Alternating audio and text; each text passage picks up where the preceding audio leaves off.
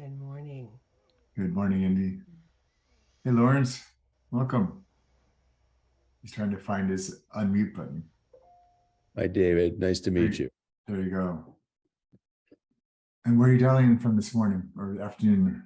I'm based in Chicago, in Okay, the city, and so it's nice to be here. Where are you great. based?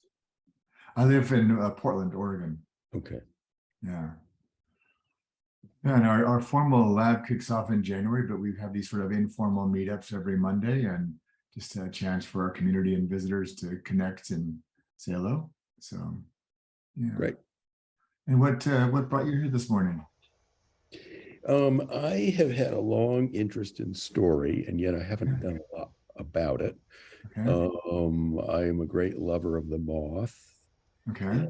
and I think I've been coaching for 16 years and certified and all that. And one of my big interests, and I don't know whether this is a match with your program, is I think a lot of times people's lives are self-fulfilling in the sense of their Hmm. own limiting beliefs, and they have their own expectations of for themselves, and they tend to live into that without being fully conscious of it. And Mhm. so if we can help them understand what they've been doing and help them create a more favorable script or Mhm. version and help them live into that. Yeah. That that is my interest. Now I've been doing a lot of corporate, may not always fit there, but I think in some ways it does because it's about getting out of your own way. For the leadership circle, they've got three questions, among other things. There's one little section, and one of them is, what's the big assumption do they have to get past for Mhm. themselves? Which is some most people don't know, but some people know immediately. So Yeah. anyway, that's and I wanted to Yeah. find out more about the program. Uh, Sure. it sounds like it's a big commitment to do 3, 4 hours a week for 9 months. So Yeah. It can be. But in answer to your first part, so one of the unique features of narrative coaching is we focus a lot on identity, which has a lot to do with that sort of underpinning narrative about who we think we are, who we think others want us to be. How does that shape our choices and the way that we live? And so there's sort of two parts of the story that we tend to listen the most for. One is what helps the client understand their current narrative and their current identity and how that shows up in their life, but also in their story are clues, invitations for who they would like to become. And they're already in because well, my observation is there's a part of all of us that wants to be whole, and will sort of bring unconsciously things into the story that are openings for what they're actually trying to seek. And so one of the things that then is quite common in narrative coaching is we spend most of our energy on the stories that are present in the room, not trying to lead them to some other story or go some other place. And so sometimes in corporate settings, it gets a bit, um, frankly, baffling at first because they're so used to being goal oriented and I've got to go somewhere else and be somebody else and perform in this other way. And they lose track of themselves. And so we just help them, even in corporate environments, to come back to themselves. Like, what is true for you right now? What are you noticing about yourself right now? What else might be possible right now? And yeah, and because for me, our behaviors are just an extension of how we see ourselves. mhm. And so if I want to generate new behaviors, I've got to look at how I might need to adjust how I see myself. Yeah. So, Now, is this in the little bit that I read? Is this intended to replace whatever sort of quote modality approach we're currently using, or has this become sort of another quote tool in the toolbox? well, it's not the latter, but most people come into. We have occasionally have beginning coaches, but not very often. Most people are either have been coaching for a while or are transitioning from related fields, but have done coaching in that field. Um, and there are some assumptions we make about change and about people and about coaching that are not widely shared, in the sense of we don't set goals very often. If our clients find value in that, we'll support that with them. But we in narrative coaching don't tend to use that as a structure because it takes people away from their present moment awareness. And so we create structures for them to scaffold out from where they are now and what they're doing, as opposed to trying to imagine as part of that, the person that's going to fulfill what they think is important to them is not the person they are right now. So why am I going to ask the person right now what they want? Because they're going to say that from their current perspective. So we're going to just help them be aware of themselves, put them in motion with some experiences, and help them begin to get a more realistic sense of what they're actually trying to become or do. Um, and so there are some things that, especially some of our coaches have to unlearn, especially ones that learn very traditional methods of coaching. Uh, but we're not asking you to let go of anything that works for you or is important for you. And so then in that case, narrative coaching becomes sort of an enrichment of what you offer. What most of our participants appreciate is that when they coach this way, it's much less effortful because they're not having to work so hard trying to drive the conversation somewhere or make something happen or ask the next great question. It's more graceful. It's more natural to me, more human. It's two people having an intentional conversation and becoming aware of what are they noticing about that might lend some insight into what might need to be done. Most corporate coaching includes an action plan. The typical one is the 6-month, 12 sessions. Yeah. And, it's something that I typically include. And I think that it's well received from the people who are sponsoring the coaching. Yeah. And yet you're saying you don't like to be goal oriented. So Well, how do you, yeah, so outcomes are very important to us because we want people to have meaningful change as a result of their investment in coaching. Um, One of the ways that I think, and I've coached inside organizations for decades, but most of the people that are sponsoring, have legitimate hopes and expectations from coaching. They often also don't understand how people actually change. They feel if we write some words on a piece of paper, then we'll just be magically able to move towards that. So we're very clear about helping our clients understand what's important to them. And if there's some objectives or some outcomes at work that are meaningful for their career or their progression or their performance, then we want to pay attention to that. I guess we come to this more humbly, that we don't know how they're actually going to get there when we start. So we don't set agendas. We don't set goals in the beginning. We hold them up and say, I hear from you and or your sponsors, you'd like to be over here at some point in time, 6 months or whatever, X number of months from now. But we're just going to sort of let them be there. And then we're going to have a conversation about what you think is important around that topic. And what we find is that the points of leverage or the avenues for change to help them achieve those outcomes are often not ones they would have seen in the beginning at all. And so they might realize, oh, it's not actually work. I'm fine at work. I'm not managing my home life well, and I'm exhausted when I come to work, right? Which they would not have been aware of if they'd gone right toward the goal. Yeah. They would have tried to, well, I need to do better action plans. I need to do better steps. I need to do all these things. And we find it doesn't really prove effective for most people. And so, I've coached a lot of type A leaders, and it's sometimes hard to get them to slow down long enough to pay attention to what's actually happening. There's a lot of really, I think, vicarious wins they get because they often start realizing, hey, I could use this to become a better parent or a better partner, right? And they become, because we take more of an approach for the whole person. and recognizing, because whatever they're going to do differently 6 months from now, they've got to have the foundation to sustain. If it's all just based on the speed or the excitement of coaching, most of those successes will fade away because they don't have the grounding in themselves. And so whatever they're going to do, they've got to be able to carry this for themselves after we're gone. Um,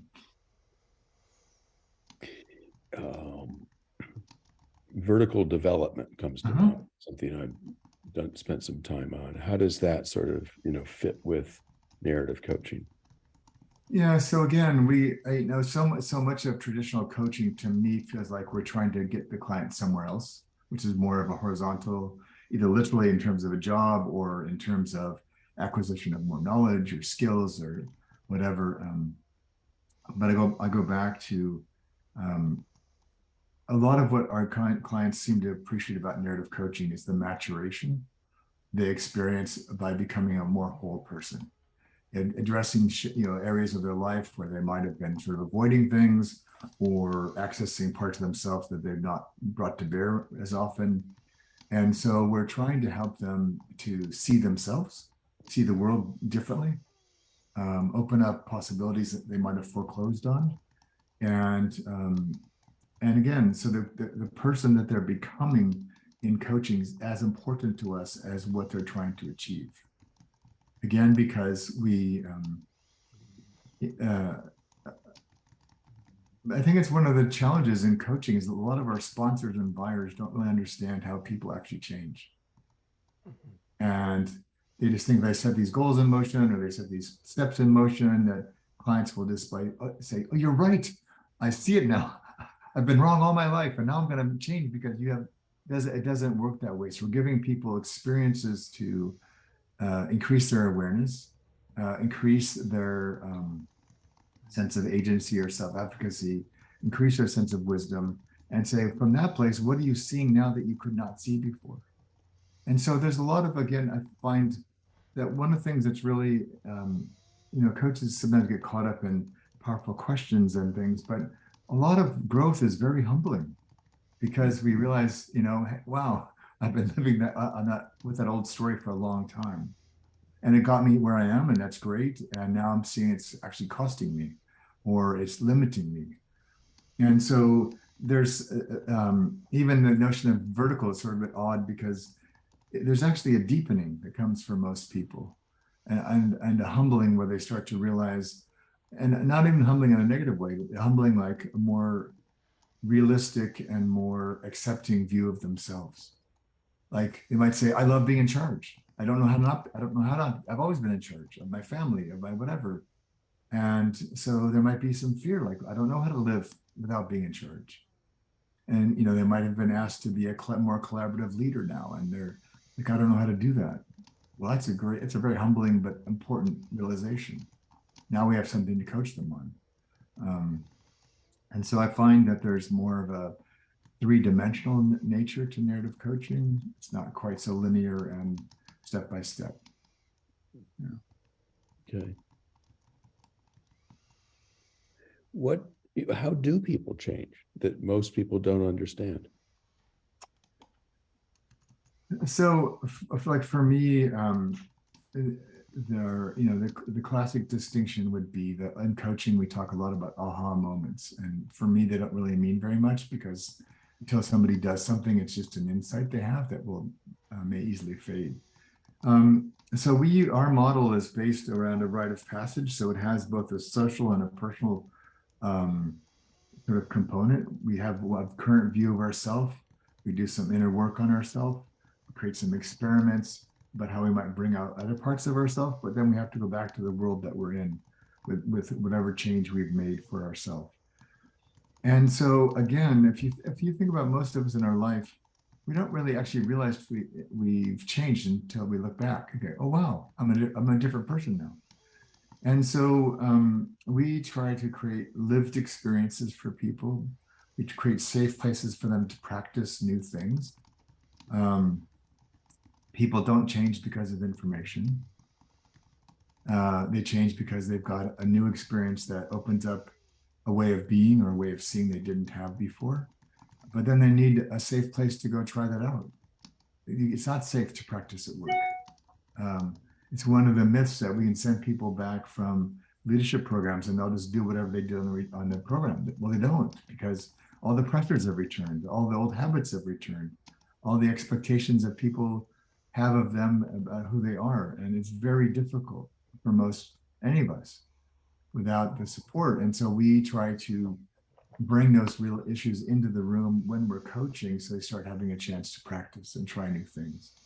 And so we look at changes in identity, changes in behavior, helping people clarify what their aspirations and values are, and recognize that when we're coaching somebody, say at midlife, they probably have had that pattern their whole life.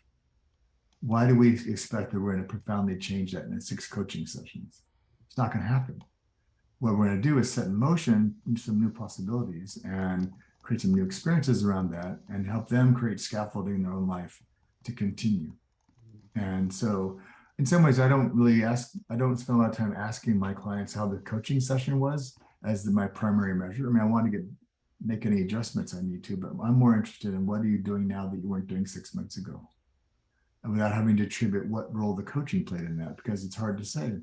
I've had coaching sessions that I thought have been amazing. My clients have thought have been amazing, and the client's done nothing. I've made random comments in a coaching session that changed somebody's life.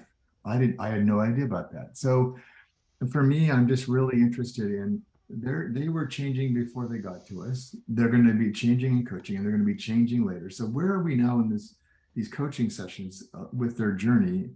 How can we come alongside them and help them take the next few steps? Yeah. Is this how much of this is for leadership coaching versus sort of quote life coaching? Well, we have one of each on the call right now, and so we have a mixture of both. Um, I don't make as much distinction about those things because it's all life, and life coaching sort of got a sort of a pejorative, I suppose, sense because it was seen deemed as less significant than executive coaching.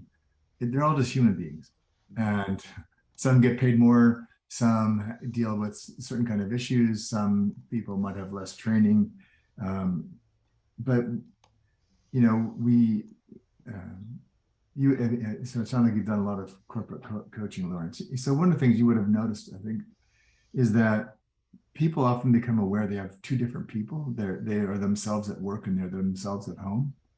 And so we try to bring those two selves together so they can meet each other and the person can become more whole.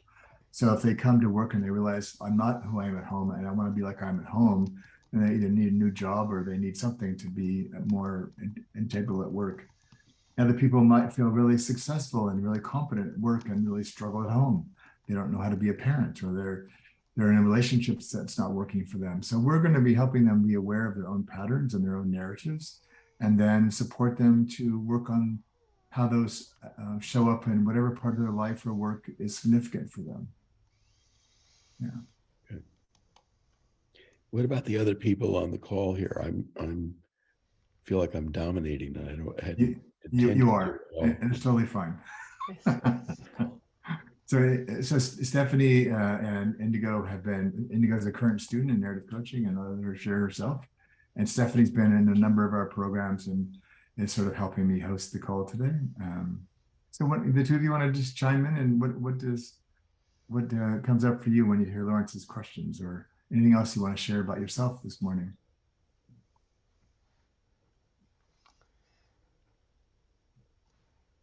Um, my area has been in the life coaching focused on narrative, working with narrative structure, first person, third person, drawing on shamanic heritage.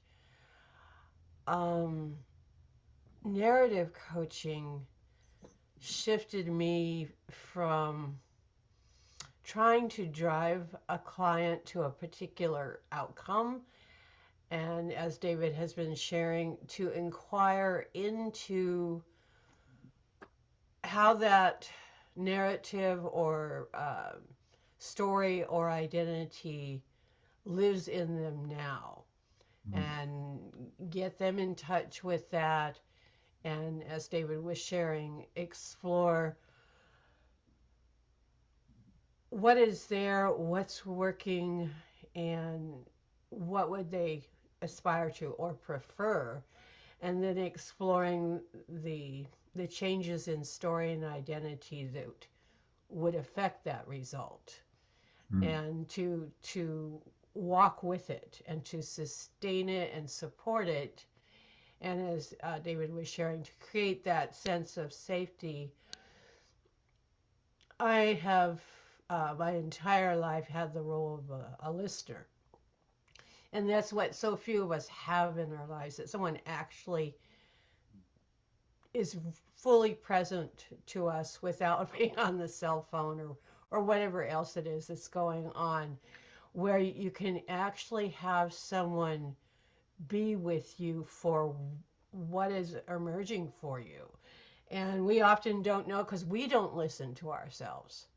And so the coach also is a model for the person to be able to be present with themselves, in my experience. So it's sometimes, um,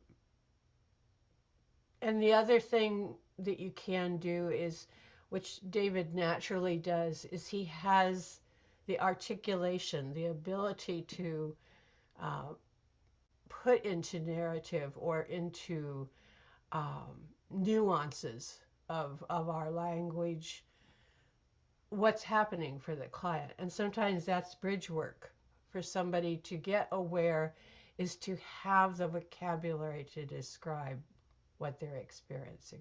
So there's lots of layers and levels to it, but that's kind of where I have shifted to now, as opposed to historically. Thanks, Indigo. Yeah. And Steph, what would you like to add? Sure, thanks. Oh, first, Karen's actually driving, which is why she's incognito. So she's listening. So Thank you. she sends her best.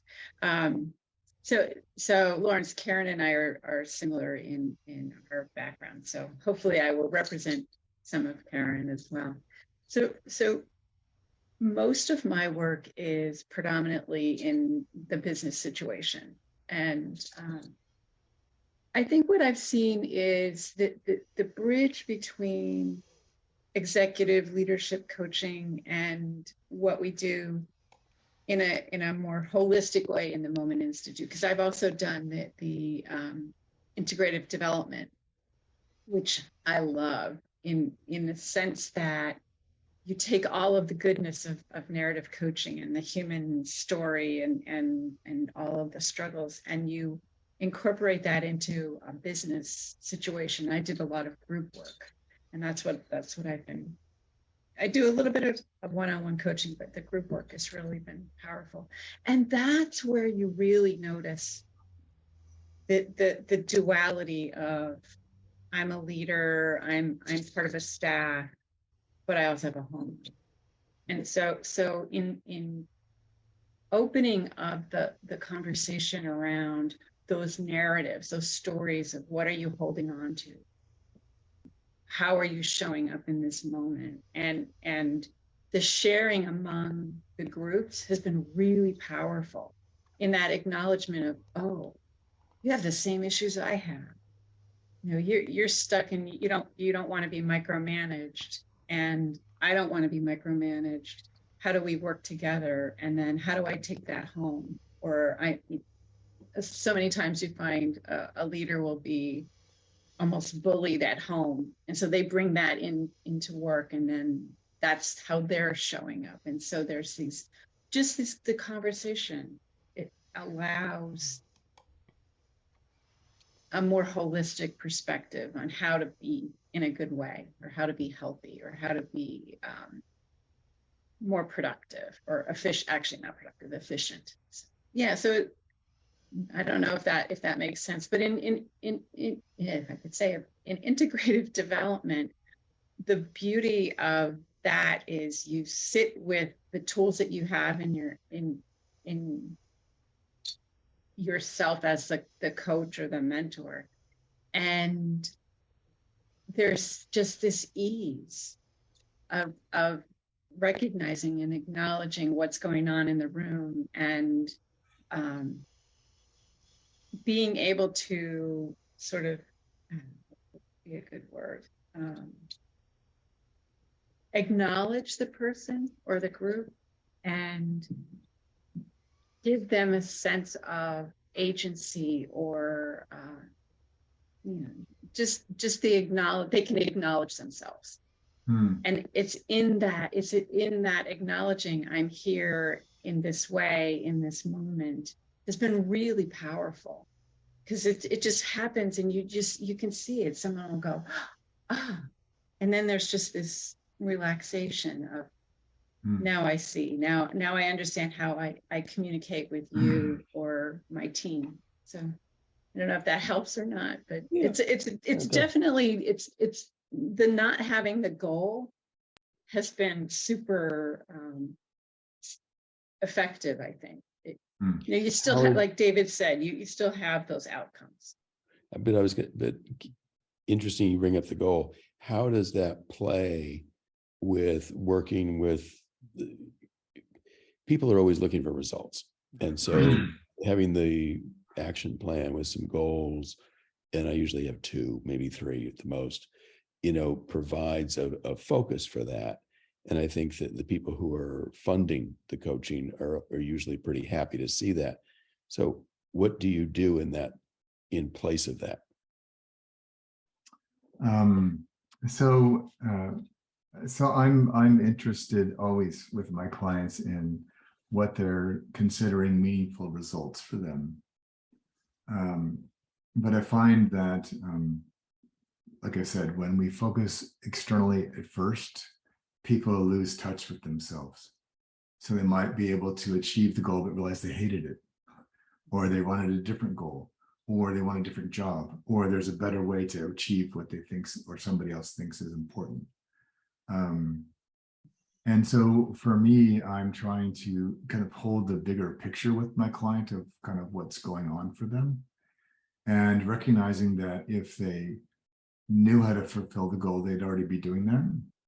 So there's something they don't know, or are not doing, or are doing poorly, or are misaligned around. And my observation is that when there are some people, elite athletes and others who really thrive on goals, like I've got to hit this time at the turn in the pool to be able to get to my mark. But for most of us, we've been told by others what we're supposed to be doing most of our life. And I just find that goal theory, like we know that from all the research that people do better when they're focused on something, when they have a purpose, when they have something they're aiming for. But my experience in sports and other things in my own life has been that when I lose touch with myself is when I get injured, when I make mistakes. And so I want to have a desire in my mind or a goal in my mind, but I try to let that go and focus on my experience. So all of my best performances in sports were always when I was 110% in myself and forgot the goal altogether. Because what happens with goals is it puts people in their heads. I've got to get this, I've got to reach that. And then when they're in their heads, they're not in their whole self. And so I tell my sponsors, I will hold the mirrors up in the sessions to the things that you and the client have deemed important, but we're not likely going to go at them in a straight line, because we don't know yet. We have no idea yet what it's actually going to take for them to get better. And my experience is that people feel the pressure, I've got to improve, and which then shuts down their ability to actually learn. And so I found for most people, if I can reduce the defensiveness or the rigidity enormously by just releasing our obsession with the goal. And also because, like I said, so I used to do a lot of corporate programs for university, for business schools, for well-known corporate education providers, and they were obsessed about the curriculum, as if we could decide ahead of time what somebody actually needed. I find it was absurd after a while. I said, in real life at work, you don't have curriculums around you. You don't have somebody else guiding you. You're just in the fray of trying to get your job done. So why do we pretend that we can architect all of this ahead of time in coaching or in a leadership program? So most of the programs that I do now don't have any curriculum, because I don't know. We have 30 people in the room. I want to know what each one of them most needs to learn right now. And I don't know that, nor do they often when they begin, even if they're all aiming in the same direction. So I just tell my sponsors, I said, we will attend to these issues that you'll have identified. We might decide in the course of coaching that some of them are actually significantly more important than others, or attainable by others. And so even if things that we can't make significant progress on, I want the client to feel more aware of what the issue actually is. But again, I feel like a lot of my work increasingly with coaching in organizations is helping sponsors be more realistic about what's possible. I think they often have fantasies that we should be able to just have these magic coaching wands and change somebody who's been a certain way their whole life. In my experience, I will do my best to unblock the client in any way that's meaningful to them, reorient them, upskill them.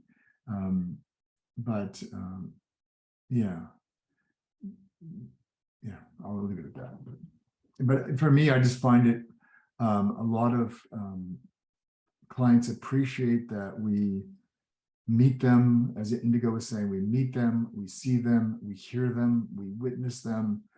And that in itself is often half the challenge right there. That's half the work that we do in coaching, is actually just to show up and be present to people in a way that most of them don't have in their life at all.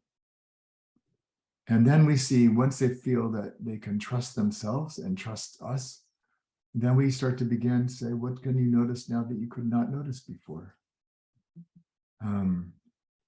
And again, we'll circle back around to the things that were presented as important, but what we do about them emerges over time.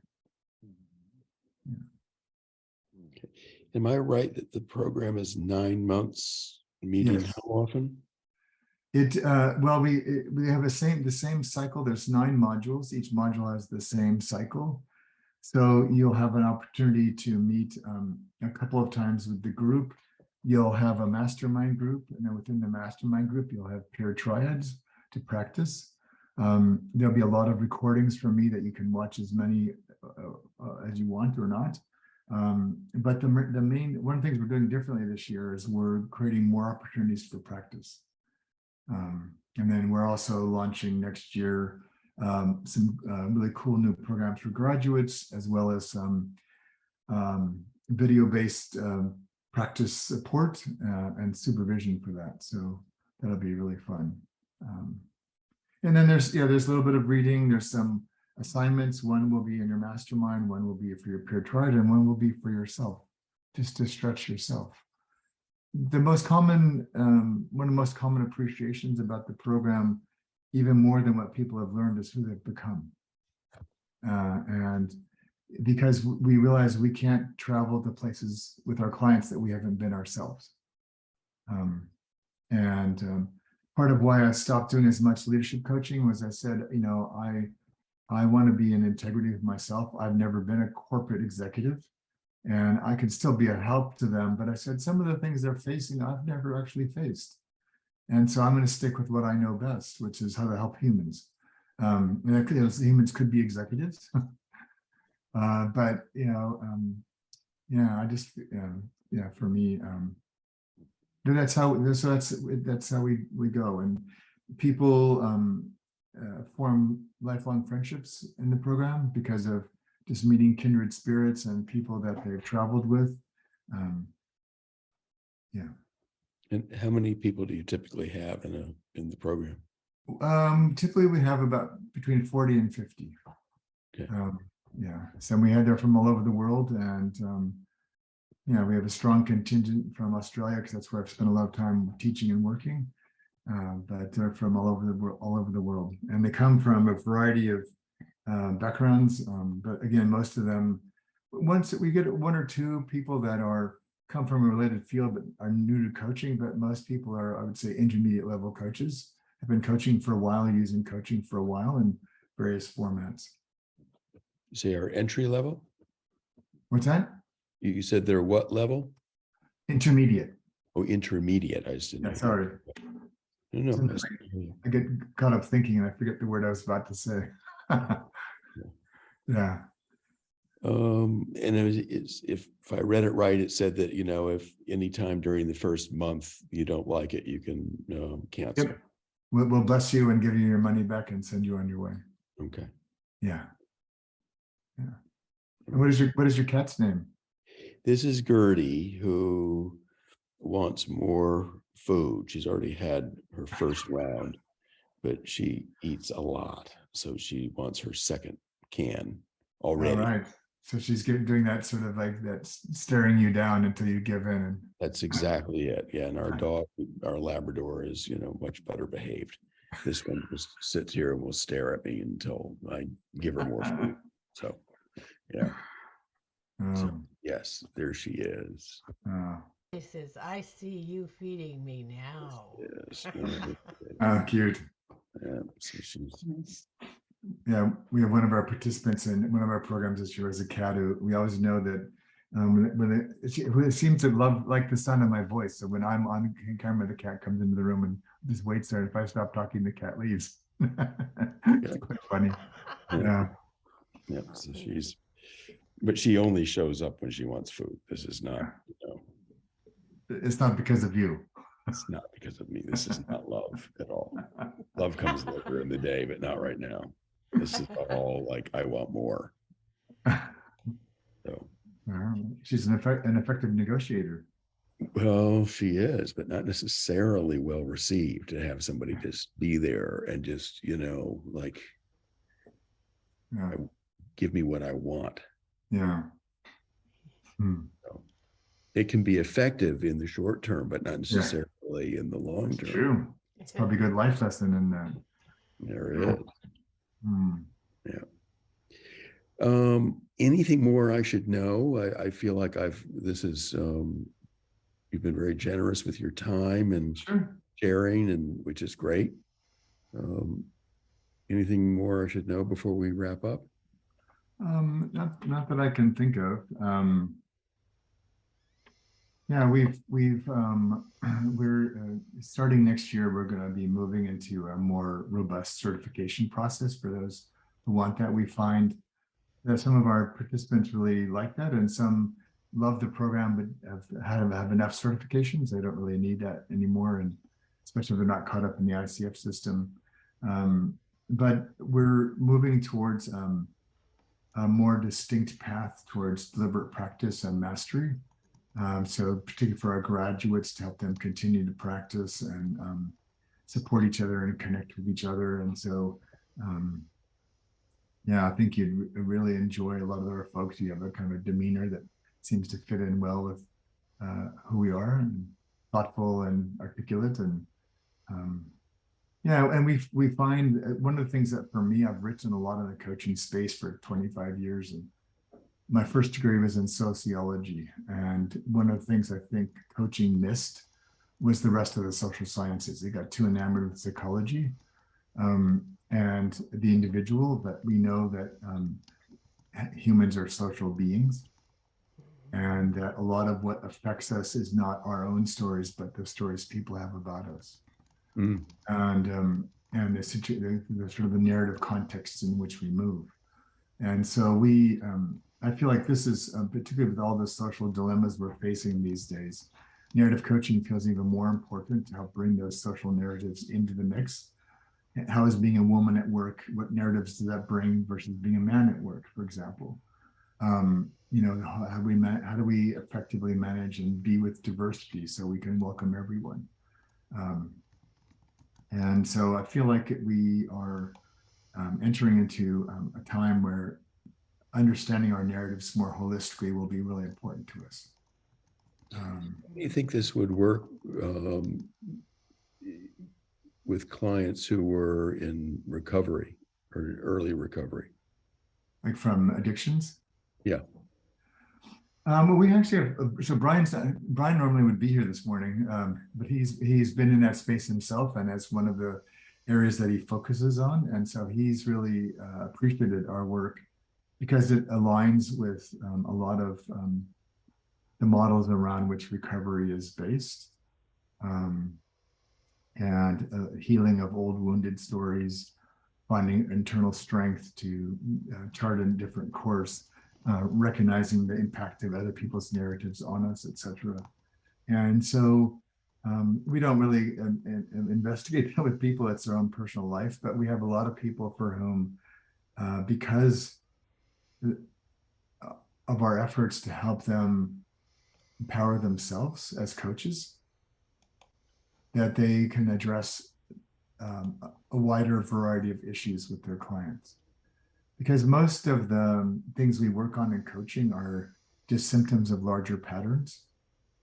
And when people start to uncover some of the narratives that have driven them their whole life, some of those unexamined assumptions that you were saying, like from the leadership circle,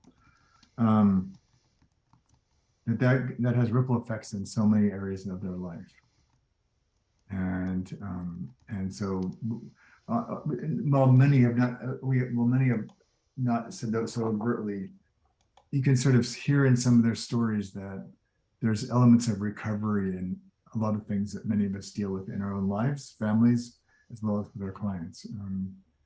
And like I said, I feel like, again, a lot of the pressures that are on people at work or in life right now are far beyond them. They have to do with the environment, the economy, the culture, our communities, the future.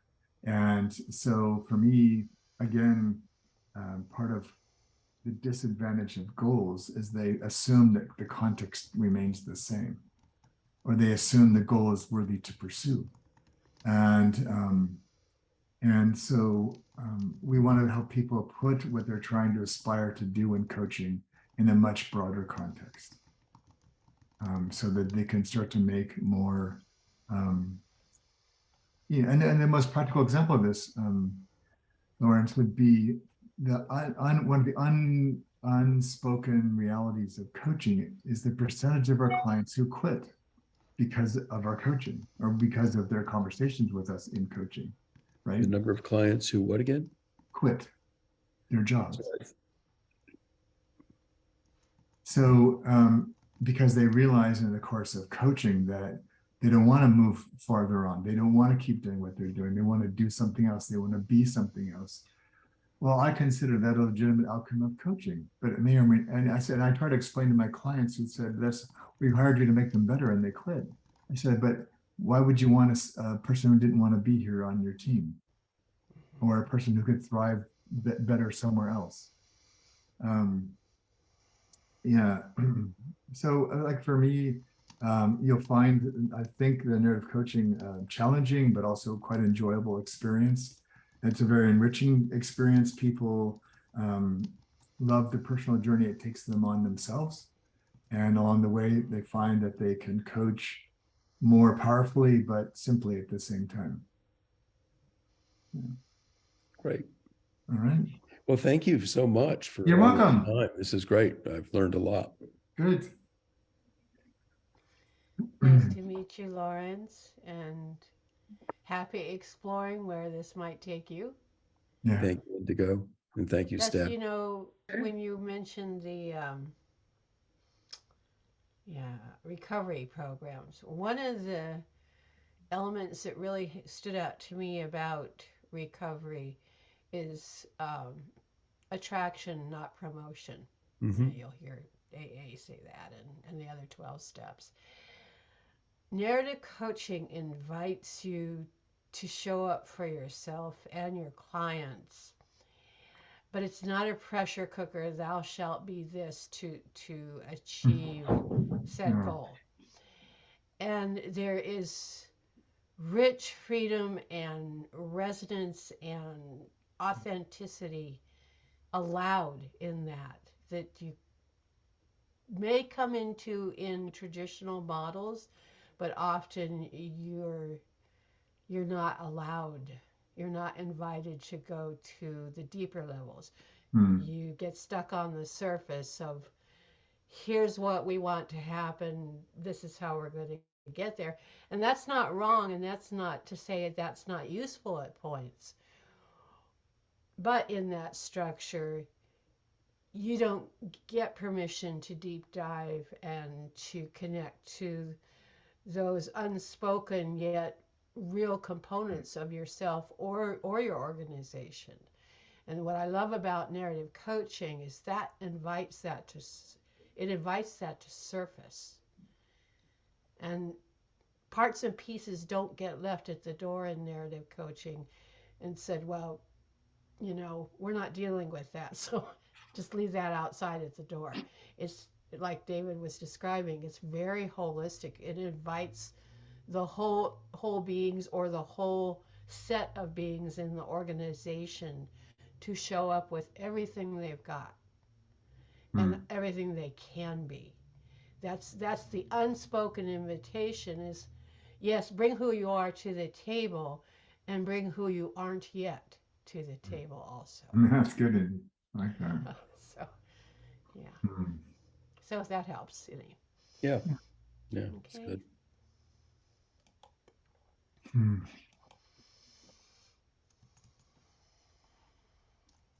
So, anything else you'd like to add, Steph? So I think in my experience, and David described it in the shifting of context, even starting with the goal, in exploring around the goal. What's the environment? What's the situation? How do you as the individual sort of situate within that, the context of the goal?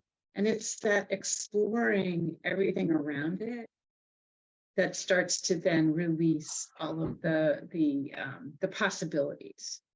Hmm. So as David described,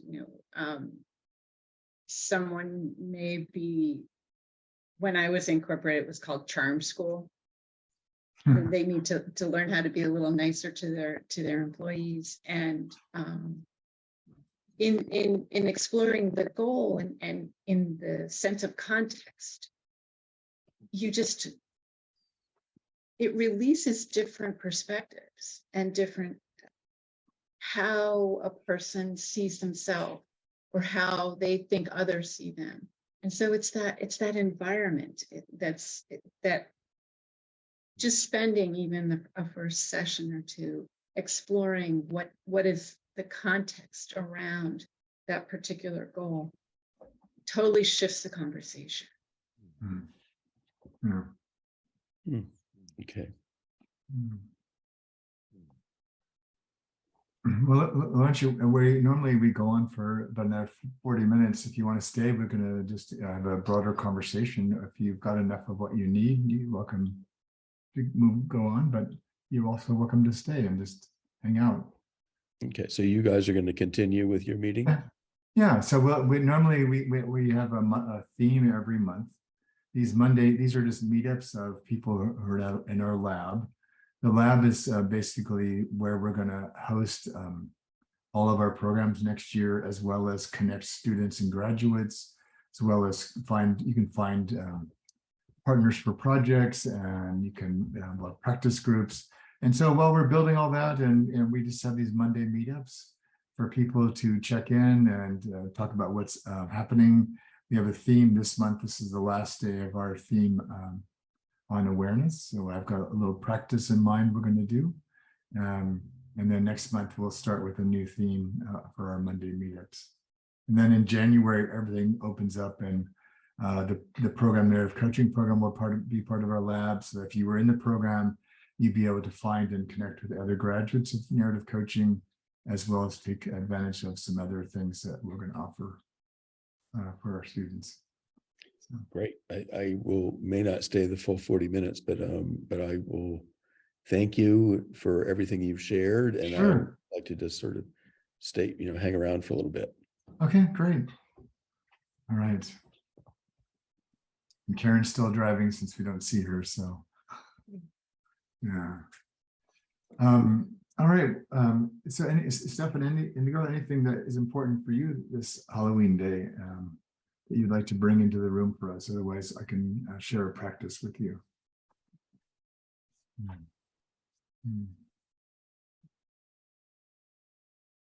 I'm always curious about the practices, so I'm aware of that curiosity. And Indigo, how about you? Anything that feels present for you right now that is important today? Being here. That's Okay. I'm just kind of just showing up for whatever presents. Nothing, no particular focus this morning. Okay. Other than the awareness, which when I was approaching, you know, the computer to turn on the Zoom, I thought, what has shifted for me this month in the awareness? And the one thing I can get a kind of a little bit of a handle on is I'm more willing to pause to tune in.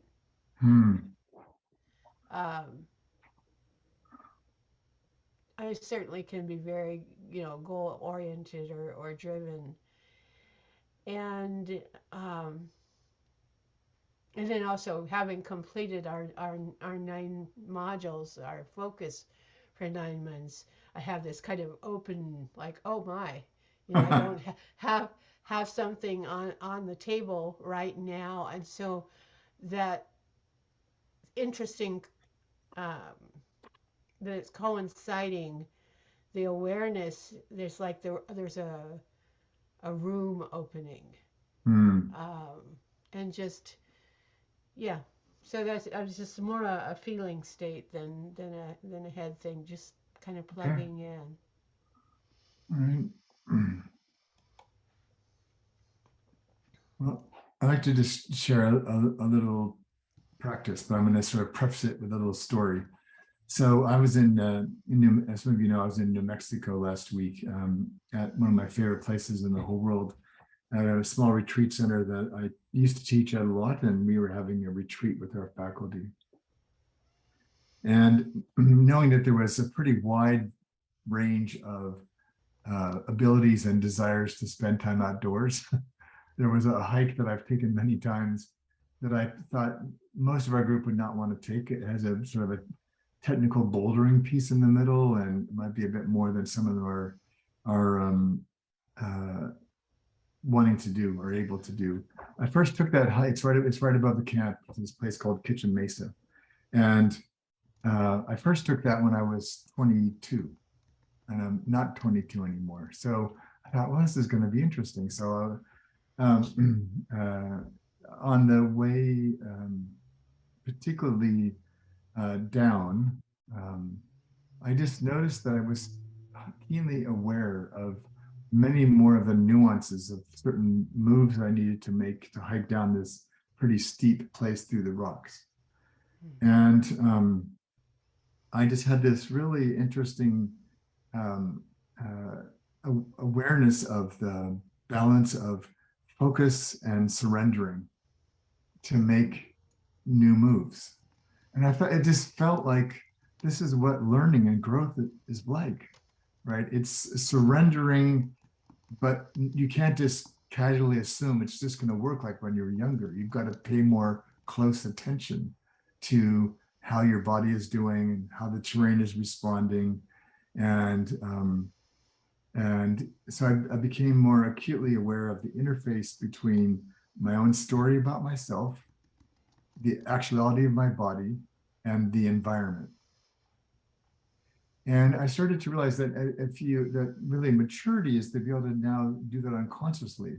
But because it had probably been a decade since I didn't have done this hike, I thought, I want to explore the boundaries of who I am right now that compared to who I was 10 years ago or 40 years ago, 40 plus years ago. And so all the different Davids were coming down the hill, and the other David would just scramble down the hill, and that was easy and without any thought. This David's like, one could get hurt here if one does not pay attention. And so anyway, so yeah, I just began to really reflect on um, how even things that we've grown in on our lives, and even things we think we've mastered, time moves on. Our body moves on. Our sense of self moves on. Our priorities move on. And so I started to realize that change is an ongoing, it's not obvious, it's an obvious thing, but the change is an ongoing dynamic process. And again, going back to all your questions, Lawrence, about goals. Goals assume I'm there now, I'm done. Actually, just to clarify, most Yeah. of the goals that I work with are ways of people that are more evolutionary than Oh, good. reaching a destination Yeah. that's quantifiable. It's much more like they need to start delegating more, or they need to Yeah. be curious and start asking questions more, which is a way for opening up and listening more. So Yeah. it's not necessarily that they're going to achieve a certain quantity by a certain time. So they're not necessarily so SMART goal oriented as they are, Good. more like trying out new behaviors that I think would be more effective. Great. Yeah, and I think most of my comments about goals were with how they're often perceived or portrayed inside companies. Yeah. That's good. Hey, Karen.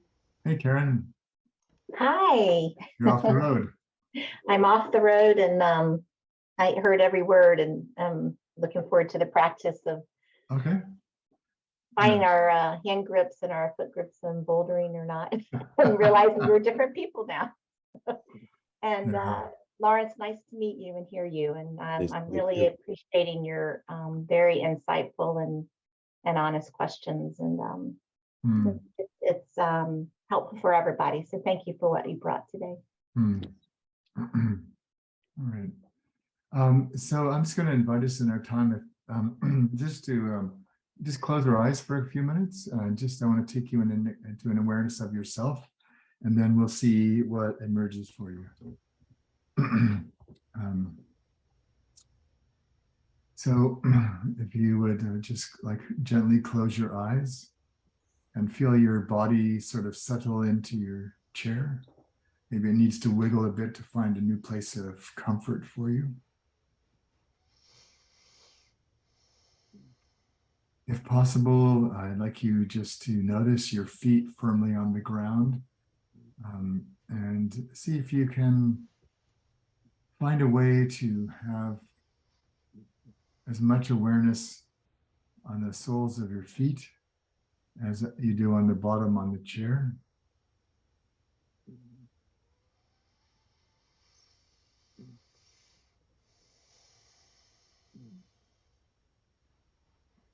And maybe there's the proverbial string in the crown or the top of your head, just allowing you to feel light in your chair. Or sort of a pulling up a bit just to kind of keep you straight and awake in your chair.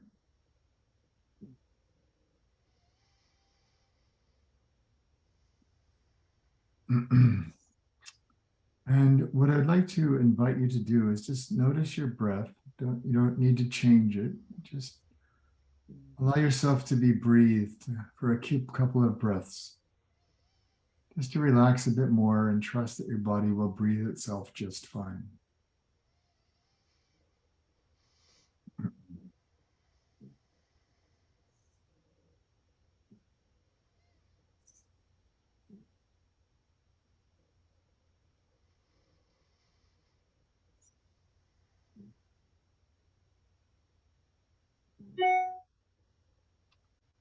And what I'd like you to do in this moment is to think back to a recent experience in which you noticed yourself feeling a bit challenged.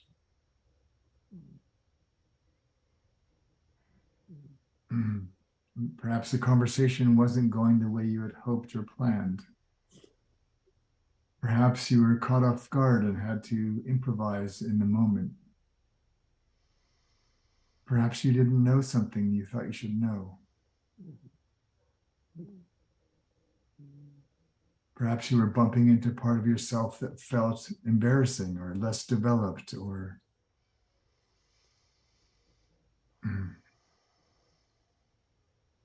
perhaps there was something you wanted to say but struggled to figure out how. But just to think about, just to a moment in time when you notice yourself feeling challenged.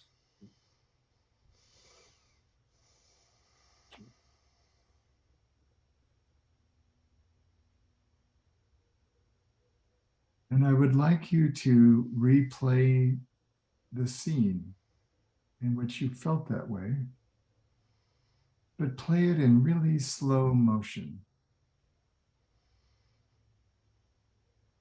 And just to become aware of, what do you notice now that you're pausing and looking at it in slow motion?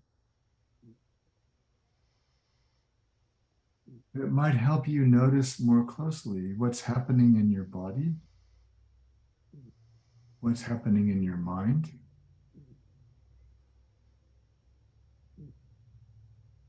what's happening in your heart. What are you being asked to pay attention to in this moment that might reveal for you what is yours to learn in this moment that would make it less challenging?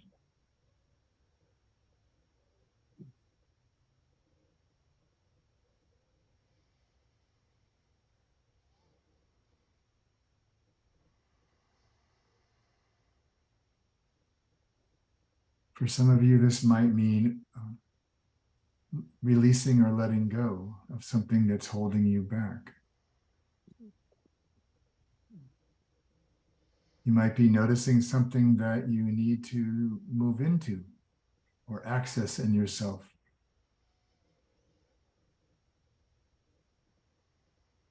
But mostly just be aware of, what can you see now about this moment when you felt challenged that you could not see before?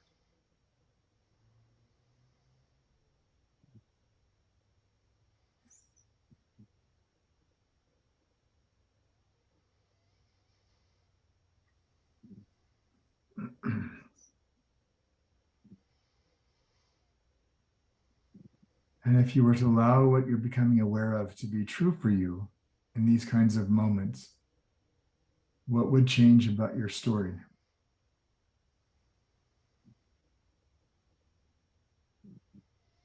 Your story about yourself, your story about the situation, or maybe the story about the others, if there were any.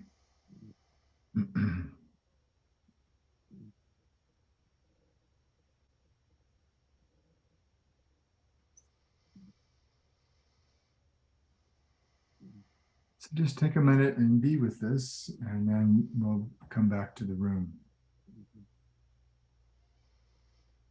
Just focusing on what you're aware of.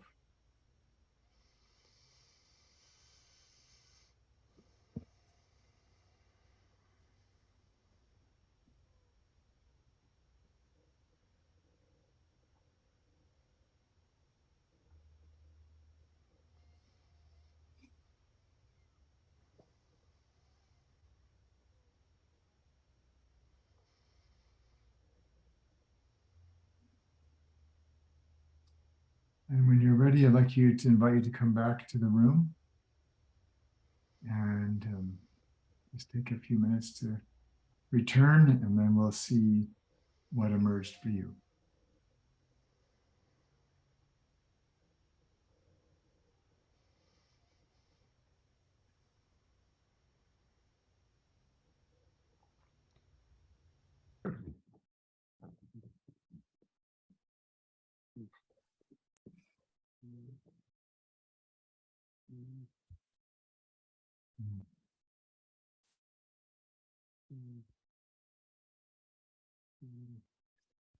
The cat is back. Yeah. Stare down.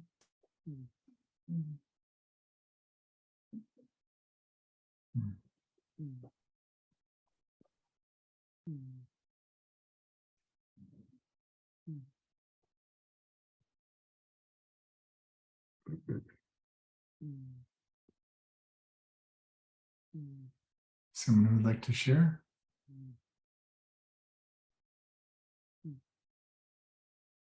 I can share. Yeah.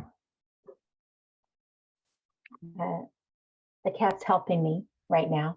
Okay. My moment was felt like a stare down for me. Okay. Both someone curious and looking very intensely of who I am and what I am and wanting something from me and yet not. I was at the memorial reception for my client's mother, who was also my client, who passed away on Friday. And I've never had the experience of one of my clients being in real time with them, he just took me around and introduced me to all his long lifetime friends and family as his executive coach. And there is this immediate response of, they made all these comments of, well, Steve is so exceptional, you must be great, and this and that. And I didn't know what to do with it. There's the confidentiality piece between him and his mom. There's this and that, and he was starting to reveal little bits of it, and there was three of us standing around, and to slow in this particular case, and the guy was great, and he made some comment, and I came up with a flippant joke that he took very differently than I meant, in my awkwardness, quite honestly, in that moment, and he took it in a very different way than I intended, and I didn't catch it until he moved on. And I thought, boy, I handled that poorly, and I was embarrassed, and for myself, quite honestly. So I was revisiting that moment and recognizing, one, the feelings that I was feeling that I brought into that, but also that I wasn't awake to the bigger picture of what was going on, and the needs and the curiosity and the friendship of his friends. Just they made a comment, we didn't know if you were real or not. We kept hearing about his coach this, his coach that. We'd been together 8 years, so and I said, I didn't know you were real either. And then I thought, oh shoot, that means that I just revealed that I've heard about them too. So there were all these little things. I'm still processing, but I think it did slow it down today, and I really loved there were a lot of handholds and awkward footings, and it was a bit of a banana peel, I would say, in that moment. Yeah. And goes beyond what we in coaching often are taught, the whole confidential. I've always followed the leads of my client, whatever and however they want to do things. And he was in a very vulnerable state, revealing an awful lot. And I continued to let him, just follow that lead, except for that moment. There was a little bit, I didn't know what to do with it. So there we are. And what are you aware of right now as you share your story with us, Karen? I'm still embarrassed by it, quite honestly. I want to go back, and I thought about in the moment circling back and talking to the person and just having a chance to reconnect, and it didn't happen. And also, it's okay. It'll all that wasn't the focus of the day, and it was just a moment, and it's okay. I think if I can continue to be with it and see what my lessons are, the rest will resolve itself. Okay. And it certainly wasn't the focus for me the whole day either. It was a beautiful, beautiful day that had so many dimensions beyond things that we normally get to experience on Earth, I would say. So I think I'm ready to let it go. Yeah. I'm going to jump in and just say that I have to run, but thank you all for the time I had with you. So, have a good day and a good week. Thanks, Lawrence. So thanks very You much. also. You're welcome. Bye, Lauren. Bye-bye. Thanks for joining us.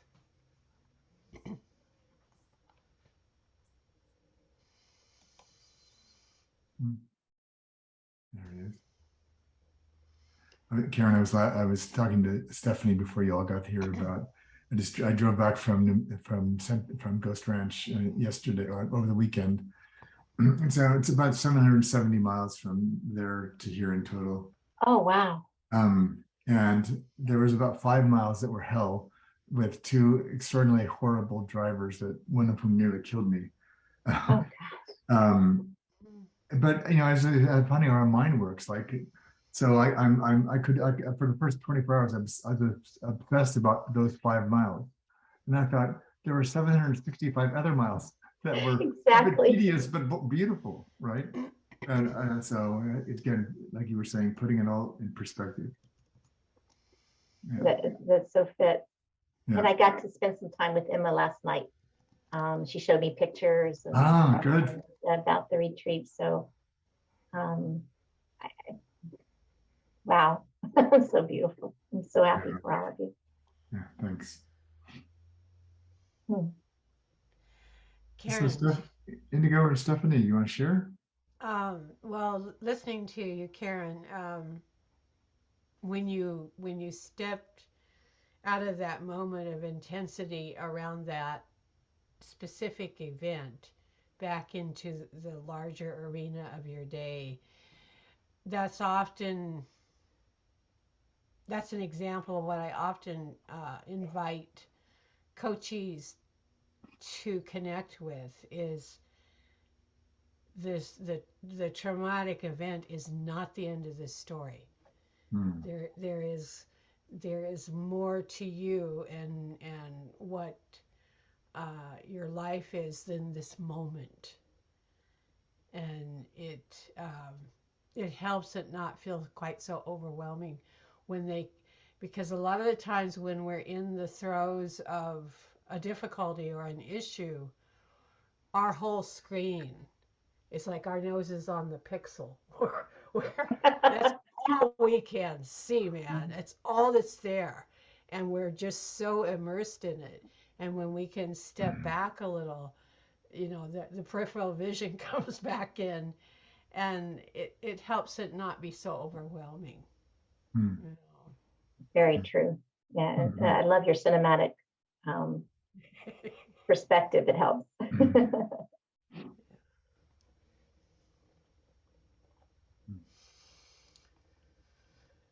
Well, I got in the exercise, I got to reconnect with practicing one of the things that you've taught us, David, is you can coach or even do other roles with people without necessarily understanding their story or what it means to them.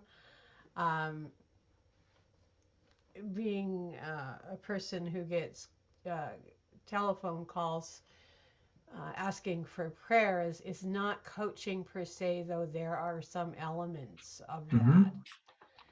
And there's a kind of, without officially guiding or coaching someone, you can tuck in considerations or awareness.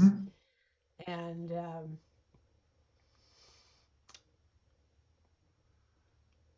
person called and asked for a prayer. I'd never, in 3 years of doing that work over a span of time, had never been asked to pray for before. I got asked to pray for the devil. Okay. Like, I went blank screen at first. I went, my screen is just all white. I have no idea what to say to this. And then finally I thought, well, she is seeing if I'm getting her right, she's seeing the devil as some being who is desperately in need of the light. And so that's where I went with it. And we got through it, and she was okay with it at the other end. She didn't go, well, that isn't what I asked for. So I went, okay, we got through that. But you're teaching us or sharing with us about not having to necessarily understand or agree that you can hold a container and respond to someone, uh, even if you don't get it or Mhm. don't know all the background stuff. So that saved my bacon in that moment. I was very grateful to you with that. I was like, thank you, David. I was like, what do I do with this? And then what I've also been, and I within that too, I've been just in little tiny pieces threading into the prayers about that you can have, your history is not your definer. You can have a different story. And just leave it at that. Don't have to embroider on it but sometimes it works to tuck that in. And I think a lot of times people don't, it never occurs to them they could have a different story. So um, I'm grateful just in our studies how aware I've become that this story is the driver, or identity too. And there's that dance between those. But just I'm grateful just to be able to just have that little piece to put out to people. You can have a different story. Mhm. And and I've had some people actually express just total amazement. Really? I don't have to do it this way. Um, so thank you for this exercise.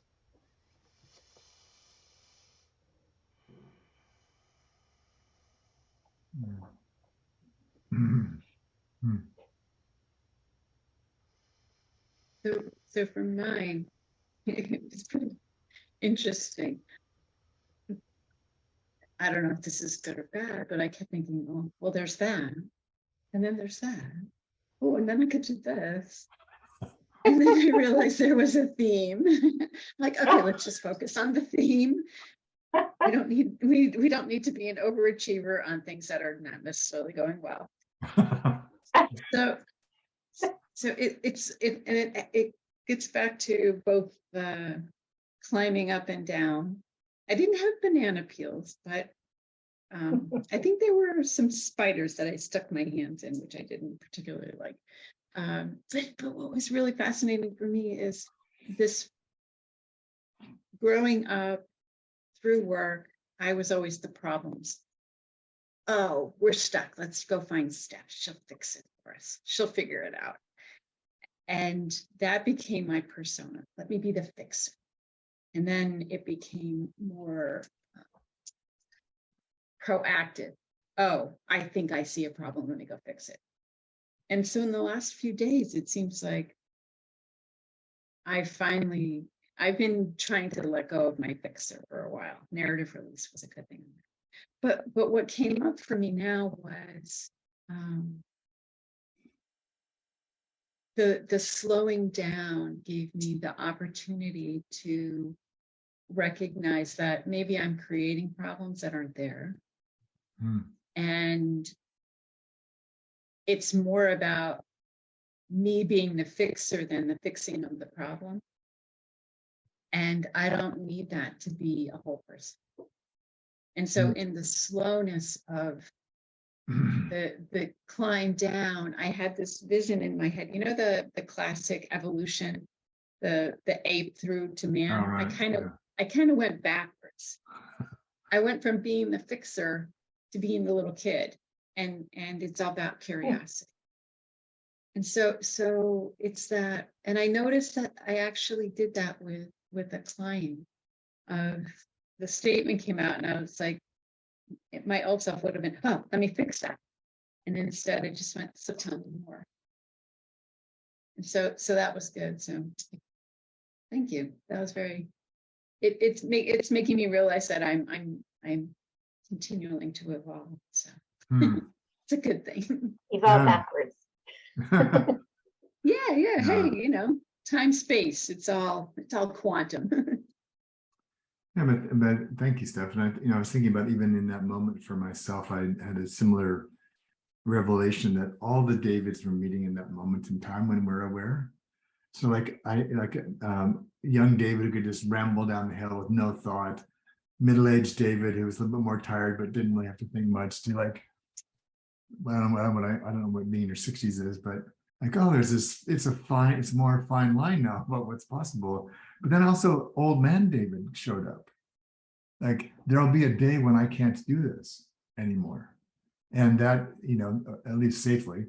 And that David was present too, like, oh, just be aware you're kind of in this space where certain things are not going to be as physically possible anymore. And so like all these different Davids, like I said, showed up in that. There's a couple of, it's not really dangerous, but a couple of tricky places. You have to be really mindful, otherwise you could get hurt. So I always think about, what happened and history are not the same things. History is the story we make up about what we think happened and why, and what it means.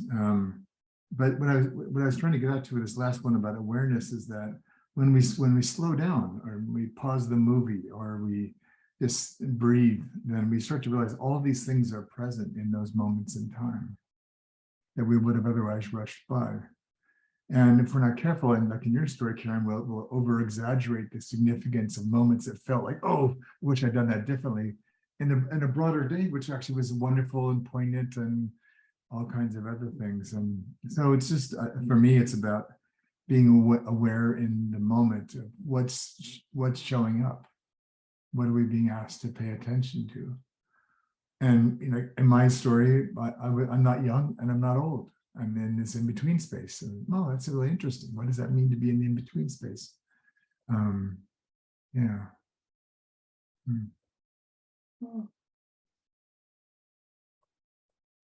There's so much power in the thought or the concept of memory. And the story that we create around the actual factual events. Indeed, to your point, you don't have to be your past. You can just rewrite the memory. It's an interesting thought to think about it. Like when Karen and I were doing last week, and like there were moments of pause, and sit and say, oh, am I being a good facilitator? Because there's this pause. And it was really helpful for the two of us, because we could check in and, and afterwards go back and go, oh, no, that was really good. That worked really well. So having a memory partner is really powerful. That's very simple. I was just thinking of you, David, in that environment, and being your own memory partner. That's definitely, and not just past memory, but your future self, seeing yourself now, is also your memory partner. So. Yeah, because our memories, we now know the brain, our memories are not like photos or movies. They're constantly shifting montages of sensations and glimpses and projections, and and so it's like we have this like 3D moment where all these things become more available to us. And this hike is also fun because it's the site of one of the stories. I don't know if I tell it as much anymore, but years ago, many years ago, I was up at the top of this mesa. The area, as you would know, Steph, the Southwest is prone to late afternoon thunderstorms and lightning storms. And lightning was coming and it's starting to rain. So you don't want to be on top of the mesa when it's lightning. So I was scurrying down the hill, and I came across this father with his two little boys huddled under a large pinyon bush tree kind of thing. And then the boys had this huge sigh of relief on their faces. Oh, he's here. And I had no idea who these people were. And so I was a bit confused. I asked if they're okay, and they said, "Yeah, we're not from here. We don't know what this really what we're supposed to do or what this is." And so I just supported them and helped the boys kind of calm down. And then we were heading down the hill, and I was talking to Father, like, "What was that all about?" He said, "Well, we saw the storm coming, and so we thought probably it'd be better to come down. And then it got raining, and there's lightning, and the boys got really afraid, and nothing I would tell them would console them. And they were just beside themselves. They were so afraid of everything. And so, almost out of desperation, Indigo, the dad said, "Well, maybe we should pray." And so the boys, because they had been in Sunday school, they were like 5 and 7 or something, 6 and 8 or something. And so they prayed. And so the boys prayed, "Dear God, please send us somebody to rescue us from this horrible situation." Oh, And literally they said, "Amen." And I walked around the corner. oh my goodness. And they said, and they said, the father said, the boy said, "Dad," the eyes were this big. That's why I couldn't figure out how they could be afraid and so alive at the same time. Now I know. I was sent directly by God to rescue them.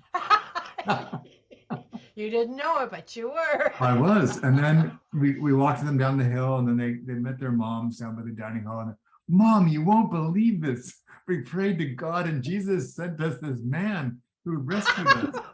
That's wonderful. But Oh, you just never know the stories you're going to walk into. I was just coming down the hill, right? And all of a sudden I was in a significant role in their little play about life. And yeah. Well, if they had so prayed for the devil and you showed it, it would have I been know. a different, I don't know what the look would have been. Yeah. Yeah, so I actually took. I'm going to use it in my slides next year. I took a photo of that. So that the tree is still there. So I took Oh, a that's so great. That's great. Oh, fun. You know, it was a lot how I felt when everybody was staring at me as he was introducing me as his Yeah. coach. They were staring at me like I was the savior, and I knew I wasn't. So how do I wanted to both deflect it but be with them, and yeah, it was, yeah. So I think they knew. maybe that could be your mantra for the week, Karen. Maybe you could just keep telling yourself, "I am the savior." Maybe I could. Yeah, the divine is in all of us, or the devil, however you want it. They're both here. Well, that's next week's test. For this week, Oh, you can okay. be the savior. Okay, I'll get to be the savior next week. I'll be the devil. I actually have a devil mask I could put on, for tonight. But anyway, It's a really interesting thought, though, the idea of humility and accepting the impact that you had on your client, and because you're just you're so humble, Karen, and the so goodness. No, you are the goodness. Oh, I'm doing it again. I'm making jokes. Sorry. Yeah, see, You say thank you, Stephanie. Thank you, Stephanie. Yeah, that's something you need to practice. I think we all do. It's so hard to not. It is. Deflect it or make a joke of it, and it's like really even just like I'll just say thank you, and I try not to do it in a too much of a joking way or a pejorative. Thank you. So you can just tell Doug, I want you to address me as the savior this week, please. Fortunately, he just got on a plane, so he got saved from that. Oh, good. You can do whatever the fuck. Yeah, it's a good thing. Oh wow, no, and I like the look, David. You're coming. Oh, I know. I meant to shave this morning. I was on vacation. It took me quite a weekend to recover from both the intense and amazing retreat and the long drive. So I was going to shave this morning. I thought, nah. I'm not going to do. Yeah. No, I'm glad. Keep as long as you can. Yeah. God comes in many forms. I've heard Absolutely. I sometimes think of it too. It isn't always that we intend to be a savior, but we get, I don't know if you call it by the universe or synchronicity, we get orchestrated into fulfilling that for people, being in the right place at the right time, or with that little bit of information or whatever it is, we have no clue as we go about doing what we're doing. And yet things get arranged, or not, in a way that can be just major pivot points for people. Yeah. And what for us is an offhanded comment is a light bulb for somebody else. And, to me, that's part of what's magic about life is, as clueless as we can sometimes be, we end up being those ingredients that someone else needs in their soup. Yeah.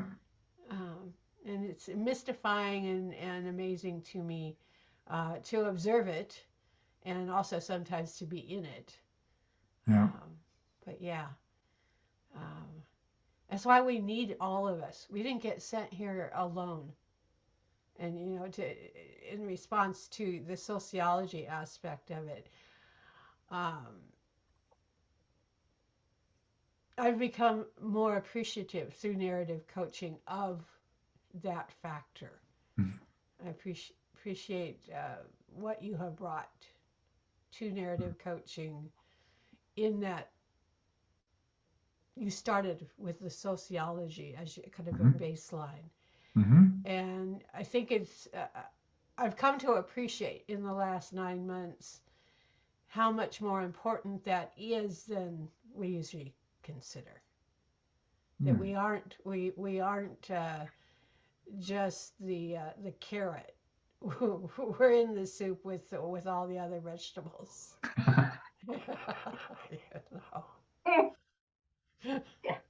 I've never heard that before. That's great. And hopefully we're not just stone soup. Yeah. Right. Oh, God, I was so hungry the first time I heard that story. It was 11 o'clock in the morning, and I hadn't had any breakfast, and I was in low blood sugar. I was like, just stop talking about food. Oh. Well, All right, my friends. thank Seeing you. Thank you, what David. time it is. No worries. Yeah, it's past time. Oh. It's time for you to It's fine. whatever. Whatever for all of us. Well, thank you for a great session, and yeah, we'll see you all next time around. Karen or Stephanie, are you on this afternoon, or is Emily going to be back? Yeah, I think she had asked me to do both. Okay, great. That's great. And I won't be here because it's the bewitching hour of Halloween right then. So even if I wanted to, I'd have to stay on mute. So I'm going to surrender and hand out candy and have fun. And Okay. be the right place. But y'all enjoy, and welcome home, David. And thank you. I felt right at home with these two ladies last week in this session. It was a wonderful moment. As Cindy, you just languaged it. Sometimes it's just, you get to see how it all comes together. And we had one of those moments together last week. So thank you for that. Okay. All right. Until next time. Bye. Bye. Bye.